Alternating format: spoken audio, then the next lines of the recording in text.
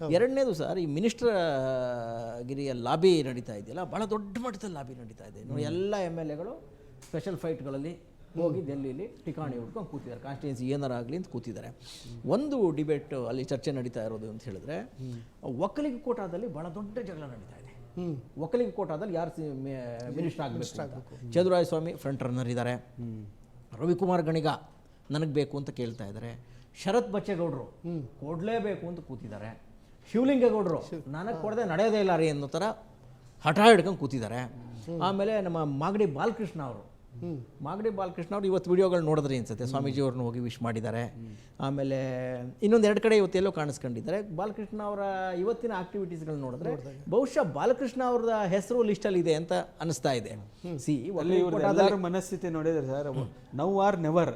ಈಗ ಆದ್ರೆ ಮಂತ್ರಿ ಇಲ್ಲ, ಸರ್ಕಾರ ಬರುತ್ತಾ ಇಲ್ವಾ, 2 ವರ್ಷ ಒಂದು ಮಂತ್ರಿ ಆಗ್ಬಿಡೋಣ ಅನ್ನೋ ಮನಸ್ಥಿತಿಯಲ್ಲಿ ಇದ್ದಾರೆ. ಹಿಂಗಾಗಿ ಎಲ್ಲರೂ ಫೈಟ್ ಮಾಡ್ತಾ ಇದ್ದಾರೆ, ಎಲ್ಲರೂ ಡೆಲ್ಲಿಗೆ ಹೋಗ್ತಾ ಇದ್ದಾರೆ. ಅಂದ್ರೆ ಈ DK ಶಿವಕುಮಾರ್ ಕಂಟ್ರೋಲಲ್ಲಿ ಏನೂ ಇಲ್ಲ ಅಂತ. ಇಲ್ಲ, ಹೋಗಿರೋದು ಮಾತ್ರ ಕನ್ಫರ್ಮ್ ಆಗಿಲ್ಲ ಅಂತ. ಈಗ ಬಾಲಕೃಷ್ಣ ಅವ್ರು ಹೋಗಿಲ್ಲ, ಇಲ್ಲಿ ಭಾಳ ಸಂಭ್ರಮದಲ್ಲಿ ಇದ್ದಾರೆ ಅವರು.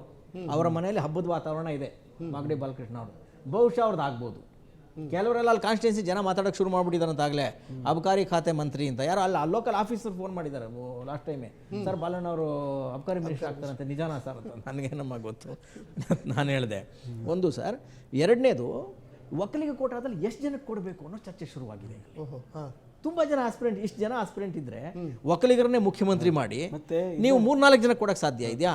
ಲಾಸ್ಟ್ ಟೈಮು 3 ಜನಕ್ಕೇನೋ ಕೊಟ್ಟಿದ್ರು ಸರ್. ಇಲ್ಲ, ಲಾಸ್ಟ್ ಟೈಮ್ 5 ಜನಕ್ಕೆ ಒಕ್ಕಲಿಗ ಸಚಿವರು. ಈಗ ಒಕ್ಕಲಿಗರೇ CM ಆಗಿರೋದ್ರಿಂದ ಒಕ್ಕಲಿಗರ ಕೋಟ ಕಡಿಮೆ ಮಾಡಲೇಬೇಕಾಗುತ್ತೆ. ಹೆಚ್ಚು ಆಮೇಲೆ 2 ಕೊಡ್ಬೋದೇನೋ. ಕೃಷ್ಣ ಬೈರೇಗೌಡರು ಕೊಟ್ಟಿದ್ದಾರೆ.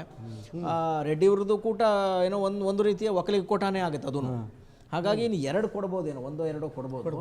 ಅದರಲ್ಲಿ ಬಾಲಕೃಷ್ಣ ಅವರು ಕೊಟ್ಟರೆ ಅರಸೀಕೆರೆ ಶಿವಲಿಂಗೇಗೌಡರ ಕತೆ ಏನಾಗುತ್ತೆ, ಚಂದ್ರರಾಯ ಸ್ವಾಮಿಯವ್ರ ಕತೆ ಏನಾಗುತ್ತೆ? ಮುಖ್ಯಮಂತ್ರಿ ಸ್ಥಾನನೂ ಕೊಟ್ಟು ಇವ್ರಿಗೆ ಮತ್ತೆ 5 ಪೋಸ್ಟ್ ಕೊಡೋಕ್ಕೆ ಸಾಧ್ಯ ಆಗೋದಿಲ್ಲ. ಬೇರೆ ಬೇರೆ ಹಿಂದಿನ ಸಿದ್ದರಾಮಯ್ಯ ಸರ್ಕಾರದಲ್ಲಿ ಸಣ್ಣ ಪುಟ್ಟ ಜಾತಿಗಳಿಗೆ ಕೆಲವು ಕ್ಯಾಸ್ಟ್ ಈಕ್ವೇಷನಲ್ಲಿ ಅವ್ರನ್ನ ದೂರ ಇಡಲಾಗಿತ್ತು. ಅವರನ್ನು ಕೂಡ ಅಕಾಮಡೇಟ್ ಮಾಡಬೇಕಾದ ಜವಾಬ್ದಾರಿ ಇವ್ರ ಮೇಲಿದೆ. ಒಂದು ಮೇಜರ್ ಡಿಸ್ಕಷನ್ ನಡೀತಾ ಇರೋದು ಒಕ್ಕಲಿಗರಲ್ಲಿ ಯಾರನ್ನ ಮಂತ್ರಿ ಮಾಡಬೇಕು. ಸಿಕ್ಕಾಪಟ್ಟೆ ಕಾಂಪಿಟೇಷನ್ ಇದೆ.